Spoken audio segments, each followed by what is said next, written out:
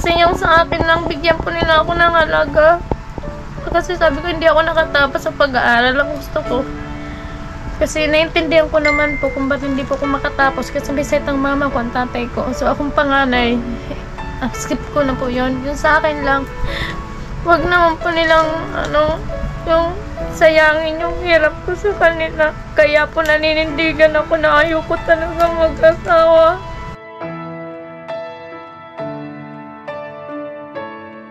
Huwag mo nang gagawin nga kung ano. Nag-asawa sila atin mo maaga. Sabi ko, tama na yun. Huwag ka nang lumagdag. Nalaman ko na lang na na ganyan, 2 buwan na bago ko nalaman. Ganyan. So ngayon ay 5 buwan na andyan pag-pray na lang natin na maging malusog yung bata at walang maging problema sa panganganak mo. Napakabata mo pa, nak. 15 years old.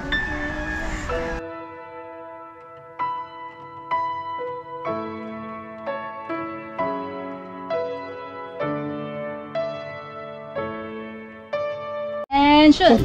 Sir, sir. Patakbo. Good. Harap sa likod. Atubang. Atubang. Yes, sir. Ano atubang? Harap sa likod, tapos atubang di ay ate. Ano ba atubang? Grabe ka sa dati. Bakit? Right, left, right, left, right, left, left, right, left. Wala nang tao sa bahay. Ha? Kaliwa, kanan, kaliwa.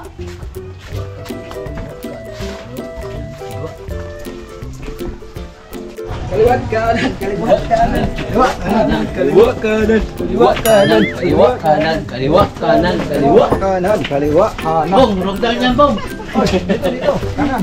Kaliwa kanan, kaliwa kanan. Yan ang mapagpalang araw sa ating lahat, mga ka-business naming minamahal. Kumusta po? Ayan Tao sa pusong pasasalamat po sa walang sawa niyong suporta sa Ka-Business Official. Siyempre, ganun din sa Papa Dins TV, Ka-Business Family. Maraming salamat po. Alright? Alright. So yun mga ka-business, katatapos lang ng mission natin kila Renato. Tuloy-tuloy lang po tayo. Dire-diretso. Opo. Pagka walang problema sa Ka-Business Family, dire-diretso. Alright? So yun pa mga ka-business, doon sa mga viewers natin na nagsasabi na bakit daw laging mga kagwang ang inaasikaso, hindi na nagcha-charity vlog. Ayun paumanhin po sa inyo mga ka-business at kailangan ko ring asikasuhin yung aking pamilya kasi ang mga kagwang ay bahagi na ng aking pamilya at hindi naman po siguro mabuti kung halimbawa ay tayo ay nagcha-charity, tumutulong sa ating mga kababayan tapos may problema sa pamilya at hindi natin aasikasuhin. Ano po? Siyempre sabi nga, charity begins at home. Alright? Alright. So dahil okay na tayo, tuloy-tuloy na tayo. Alright? Diretso na po. Diretso na. So yun ang mission natin ngayon mga ka-business ay para kay Ate Maylene II. Alright? Siyempre pasukan na, maraming estudyante si Ate Maylene. Sorpresahin natin. Ano po? Magpaabot tayo ng siyempre ayuda, tapos cash assistance at kung ano pa. Alright? Let's go, let's go! Birahi! Ay grabe. Bogs, kaya mo ba? Bogs! Alright. Go! Let's go. Let's go.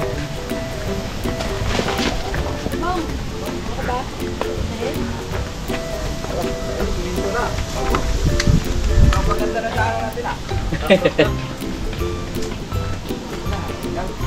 Lahati lang. Shortcut si Bunga. Bunga! Shortcut ka, Bunga? Dahan-dahan kay... Baka tumuloy-tuloy ka dyan, Bong. Alright magkapit.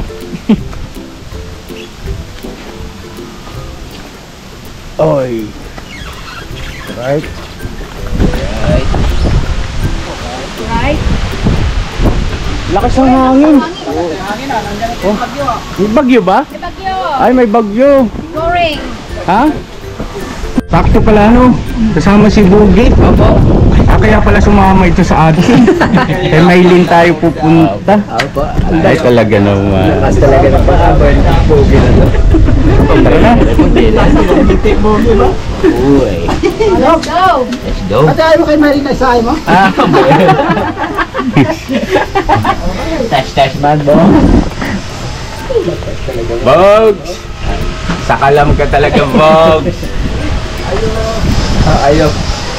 Tao po. Ano kayo? Hi. Hello! Magandang tanghali, magandang hapon. Ate Maylin. Hi. Bye. Maraming salamat po dumating na po kayo. Hulog po tayo ng langit. Hulog na. Naku, patay tayo dyan. Huwag naman. Mapipilayan kami. Akyat po kayo. Akyat daw tayo sa langit. Oh, bira. Hoy, akyat sa langit. Oh. Bong, akyat sa langit. Ayoko. Di ba? Alright. Kaya Noy, alalayan kita. Ano? Oh, grabe. Tao po. Hello Ate Maylin, kumusta? So yung mga kabisnes, si Ate Maylin po, siya yung ating medyo matagal-tagal na ring natutulungan. Single mom. At kalungkutan yung kanyang asawa ay Sumama po sa akin kung hari. Nakakapitbahay ko po. so yun ba't parang nadagdagan yung anak mo Ate Maylin? Nag-ano po kasi, nag-attend po ng meeting po sa school. Kami naman po nag-attend din po ako sa kanya kanina. Nagpalit po kami. So ano mo yan? Apo ko po. Apo! Apo pala, Bogs. May apo na pala siya. Ilan ang apo mo, Ate Maylin? Ano po? Tatlo. 3 na? Nasa nabutas po yung isa, lang po nakatira yung pangalawa po na.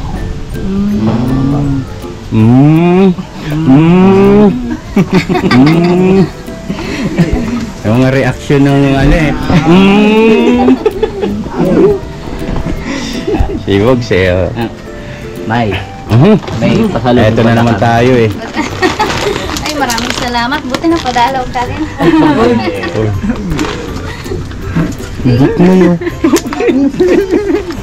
May. Thank you. Maraming salamat. Yan na Ate Maylin, pagdamutan mo na yan. 25 kilos na bigas at saka groceries, no? Para sa inyo. Malaking tulong po yan sa amin. Maraming salamat sa amin. Sa hulog po kayo ng langit para sa amin. Huwag naman kaming ihulog. Salamat po ng blessing. Thank you rin po sa inyo. Kama more blessing ang dumating at bigyan po kayo ng mahabang buhay ni Lord. Maraming salamat po. Salamat po sa lahat ng tulong. So yun na Ate Maylin, kumusta? Ito, okay Kumusta na si Ate Maylin? Nabibisi po sa kakalakad po ng mga kailangan po sa school ngayon. Mamaya nga po alis ka, bibili po ng uniform na lang po kasi kulang. At kami po. Pasok ka. Ay, nakakaya naman. Pasok daw po. Pasok daw po tayo. Pasok daw po. Ayun. Chinelas, kagwang, tanggal ha. Nag-ano rin po tayo pagkatapos ng ulan. So yun na mga kabisnes dun sa mga bago pa lang natin mga viewers. Ito si Ate Maylin, itong pinagtitirikan ng kanilang bahay sa ngayon ay sarili naman nilang lupa ito, kaya isa ito sa tinitingnan nating magiging project sa hinaharap para sa ating pabahay project, no? Ayan. Alright? Alright. Pagpray natin na sana loobin ng Panginoong Diyos na pagkalooban kayo ng bahay. Salamat din po sa mga tumutulong po sa amin, sa inyo po na ka-business family at sa lahat po na sumusuporta. Maraming salamat po. Sana hindi po sila magsawa na sumuporta sa amin. Maraming salamat sa lahat. Magpasalamat kayo sa Panginoon Diyos, no? Salamat din po sa taas. Oo, kasi kami kasangkapan lang. Lamang kami. Kasangkapan lang ang ka-business official. Ano? Yan.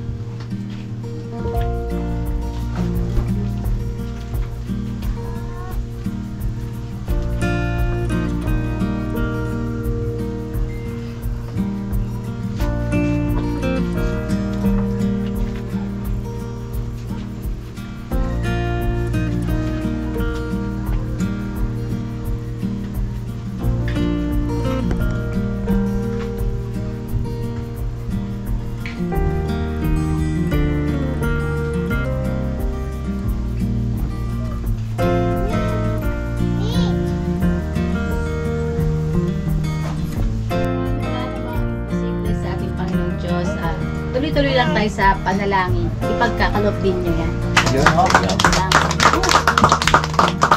Oh, syempre naman. Oo. Walang imposible sa ating Panginoon Diyos. Totoo yun.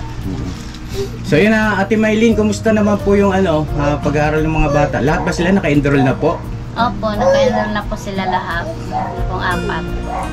Okay naman po. Yun nga lang po yung problema ko na lang po sa kanila, yung uniform na lang po nila kasi mahal po yung mga uniform po nila ngayon. Medyo tinapos po ako. Uniform, tsaka mga gamit, siguro, Apo. no? Mga notebook, ganyan. Ito si ate, nag-aaral ka pa, te? Opo. Anong year mo na, nak? Grade 9 po. Grade 9, ano nun? Sa tumbas nun? 3rd year. Third year high school. Anong course mo na gusto mong kunin? Pagka naka-graduate ka ng grade 12, no? Apo. Pwede na mag-college. Criminology po sana. Magpupulis? Pulis? Bong, pulis daw pala ito. Ayun gusto ko eh. Ha? Gusto ko eh. Naku, delikado ang kagwang rito. Magpupulis pala. Bakit na? Bakit pulis ang gusto mo? Ano pa lang po, maliit pa po ako, gusto ko na po talaga criminology and police po. Talaga? Galing Bihira sa babae yung ganyan eh. Diba? Sana makapagtapos ka na. Pagbutihin mo. Kumusta naman grades mo? Medyo okay naman po, may... Kriminal. may Joke lang. Joke lang po mga ka-business. Ano na? May 2 lineup na yun po ako, tapos may 8. Puro 8 na po. Oh, wow. Mataas naman pala eh. Mataas. Oo. Ayan, very good yan. Pagka ganyan, magiging pulis ka nga. Hindi yung hahabuli ng pulis.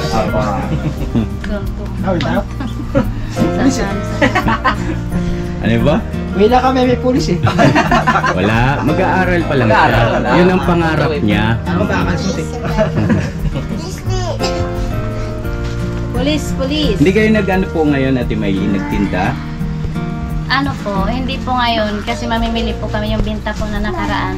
Isasabay po namin mamili. Naantay ko lang po yung anak ko nasa school pa po. Okay. Bibili rin po kasi siya nung kailangan ng anak niya. Sabi po niya sabay na po kami. Yun. Anong pangalan mo nga, anak? Jelly po. Yan si Jelly. Jelly, pasensya ka na, anak, ha? Buntis ka ba?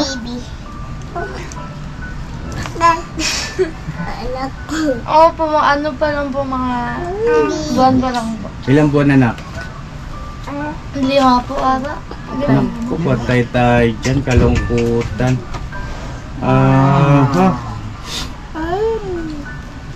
Paano yung pag-aaral mo? Tuloy po ako. 5 buwan na yung tiyan mo? Kaya pala napansin kanina na medyo... Pasensya na po mga ka-business, parang nag-iba kasi yung niya. Oo. Ilan taon ka na, anak? 15 po. 15? Naku po. Asan yung yung lalaki?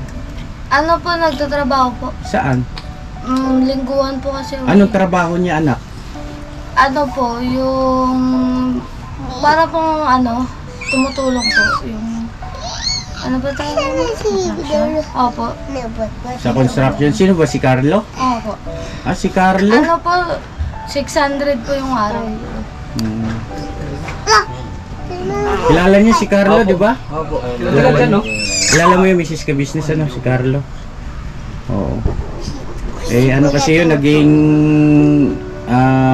tawag ko nito, pa-extra sa mga pabahay project natin, di ba, si Carlo? Sama po ni Kuya Puto. Sama ni Kuya Puto. Ayun, kalungkot Ate Maylene. At hindi pa napapanahon, pasensya ka na, ha? At siyempre, hindi naman kami pwedeng magsalita sa iyo, magpayo sa iyo ng hindi katotohanan, di ba, no? Ang sa amin lang, hindi naman sa pangingialam, sana lang ay mapanindigan ninyo. Kasi nandyan na yan. 5 buwan na kamo, di ba? Opo. panindigan ninyo. At si Carlo naman kasi ay kilala ko, siguro ay makapagpayo rin minsan pagka nakita natin. Mga ka-business, pasensya na po kayo at hindi namin maiwasan na malungkot. 15 years old. Bata po mo pa, anak.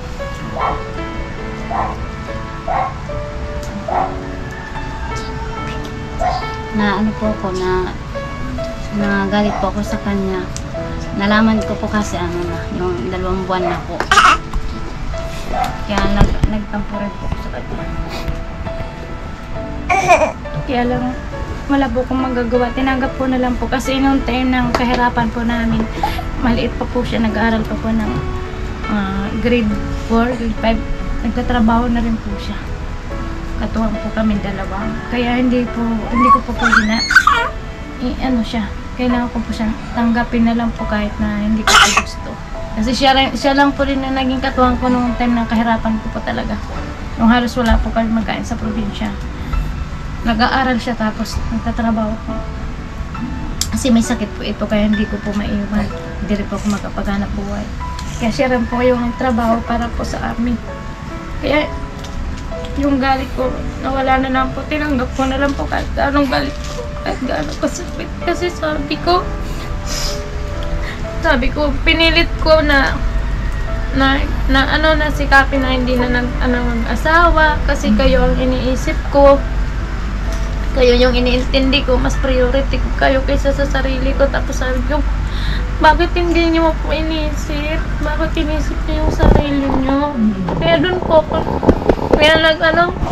hindi ko muna po yan siya kinausap.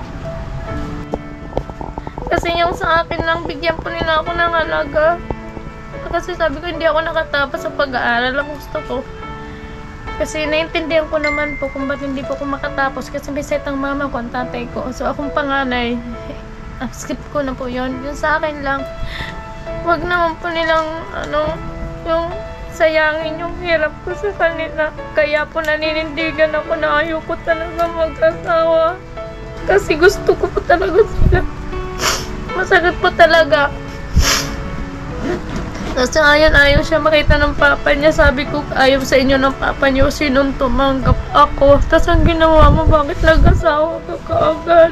Pero sabi ko, kahit nag-asawa ka, matatanggap kita. Pero mag-aral ka lang. Yung kung gusto ko sa kanya, para mawala yung ano ko sa kanya, mag-aral siya. Yun lang po hinihiling ko sa kanya. Na mag-aral siya kahit ganyan siya. Maganda na po ako magtiis kasi nasanay na po ako magtiis. Basta mag-aaral lang po siya. Yan lang po ang kahilingan ko sa kanya. Tapusin niya kahit mahirapan ako. Tulungan ko rin po siya. Okay, hindi wala. Carlos.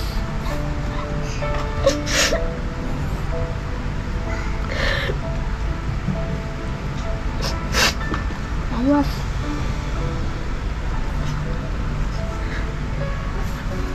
Tatapos naman po ako ng pag-aaral.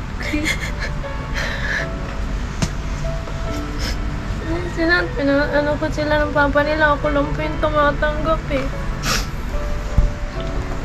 Sakit po talaga.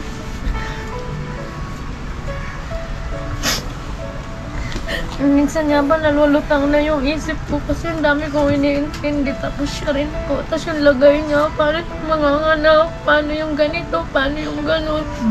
Ang dami ko iniisip. Dahil po niya nakikita niya, umiiyak na po ako.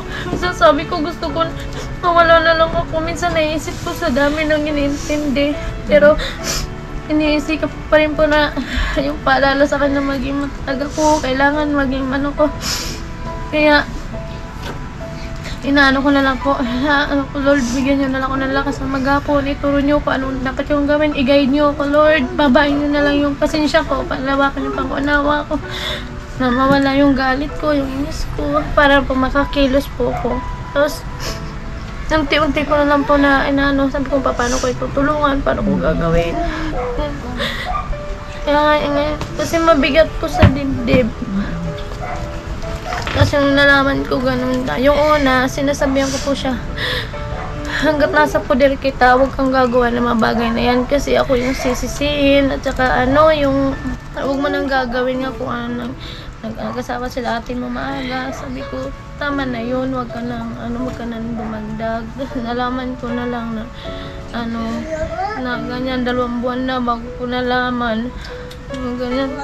So ngayon ay 5 buwan na andyan Sige siya makakapag-aral po. Nag-aaral pa rin, parang module.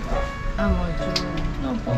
Naiintindihan ka namin Ate Maylene at hindi nga naman biro yan bilang isang nanay na single mom na tinataguyod yung kanyang mga anak sa abot ng kanyang makakaya kahit gaano kahirap at andyan na yan Ate Maylene, no?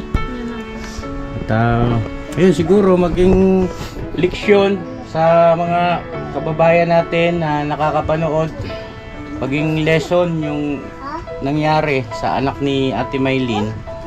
Sobrang sakit yan mga kabisnes sa parte natin mga magulang. 15 years old.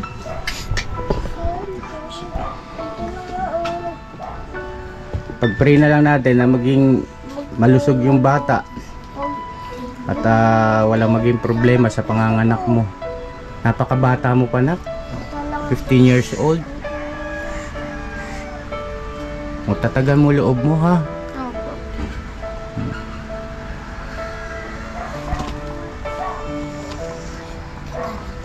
Hindi biro-biro yung kaharapin mo. Yung responsibilidad sa pagiging isang ina, di ba? Pagka nailuwal mo na yung bata, kita mo naman yung sitwasyon ni mama mo, di ba? Kasi talaga nila palisi. Si Pomponas. Ilan taon na si Carlo na? 18 po. 18. Oras kayong bata pa.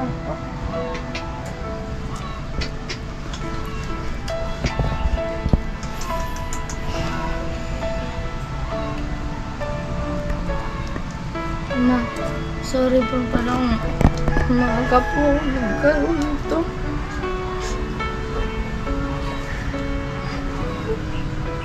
I-promise ko po magtatapos po ako. Tutulong po ako. Magkaroon din po ako. Sisikapin ko po makapagtapos. Tulungan kayo para po makabawi po ako sa lahat ng sakripisyo sa amin. Basta yung akin lang naman, kahit ano mangyari, kayanin natin. Tapos yun lang naman, mag-aral ka lang, okay na ako. Masaya na ako, gusto makatapos ka sa pag-aaral. Kahit may hirapan ako, mag-aaral ka lang. Nandito lang naman ako eh. Wala naman iba magtutulungan kung hindi tayo lang eh. Mag-aral ka na yun talaga, yun lang. Yun lang talaga, okay na ako doon. Sisikapin ko po makatapos mo. Okay. Kasi na mga kabisnes, sobrang kalungkutan itong ganito kasi parang nailalagay ko rin yung sarili ko kay Ate Maylene bilang magulang. Andun na lahat, panghinayang, masakit sa dibdib, masakit sa isip. Kailang nandyan na po eh. At bali, ilang buwan na ba tayong nagbablog kay Ate Maylene? Tagal na. Medyo matagal na rin Pero hindi natin napansin ngayon lang Kasi medyo siya tumaba. Oo. So yun Ate Maylene, tatagan nyo loob nyo, ha?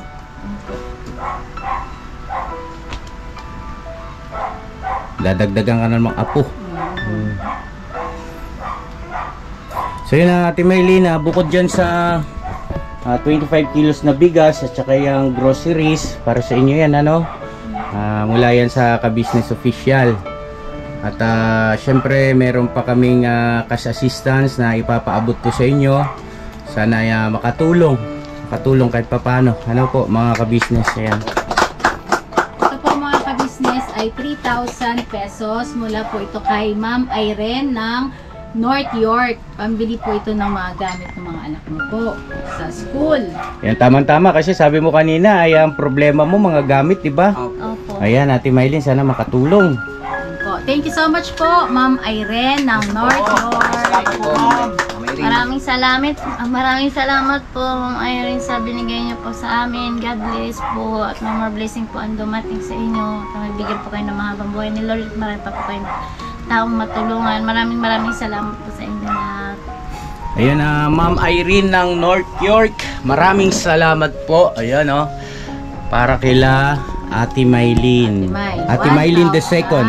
1, 2, 3,000.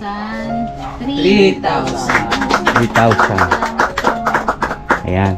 At hindi lang yan, syempre naman po mga ka-business, at kami rin ay magpapaabot ng tulong at pagmamahal kay Ate Maylin. Mula naman po yan sa sahod natin sa YouTube. Yan. Sahod natin sa ka-business official. So yun, bigyan natin si Ate Maylin ng additional 5,000 pesos. Yan. Ito po, mula sa Ka-Business Official, 5,000 pesos. Kay Maylin, 1,000, 2,000, 3,000, 4, 5,000. Maraming salamat. Magpakatatag ka lang, ate, ha? At wala na tayong magagawa, nandiyan na yan. Hindi naman natin pwedeng tanggihan yan. Kaya magtulungan na lang kayo, no? Opo, maraming salamat po. Malaking tulong po ito sa amin. Maraming salamat po talaga sa inyo po lahat. Maraming salamat po. Thank you po. So yun mga ka-business, salamat po ng napakarami syempre sa ating mahal na Panginoon na gumagabay sa atin sa araw-araw. At syempre salamat na marami sa lahat ng mga viewers. Ayun, Thank you po. sa mga viewers natin na hindi nag-i-skip ng ads. Maraming salamat, malaking tulong po yan. At syempre yung sa ating mga subscribers, sa ating mga silent viewers, sa ating mga sponsors. Yan, maraming salamat po. Parang kayo na rin po ang nag-abot ng tulong at pagmamahal sa ating mga kababayan na katulad po nila Ate Maylin. Yan. Thank you very much po. Thank you po mga ka-business. Thank you po. Maraming salamat po sa inyo. Maraming salamat po na na dumating po kayo, na bigyan po kami ng tulong na ito kailangan po namin ng mga ano ko po kailangan po sa mga uniform pa ng mga anak ko. Saka promise po yung binigay po sa amin, hindi po namin ito gagamitin sa hindi mabuti. May dadagdag din po namin ito sa paninda. Tsaka po hindi po namin ito babaliwala.